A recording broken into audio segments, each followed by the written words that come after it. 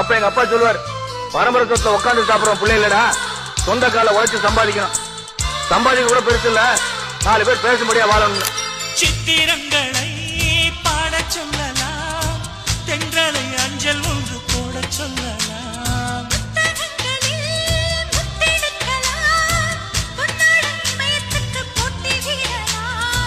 பூவுக்கு பொட்டு வைத்து பார்க்கலாம் பார்க்கலாம், பூவுக்கும் ஆடை தைத்து போடலாமா? வா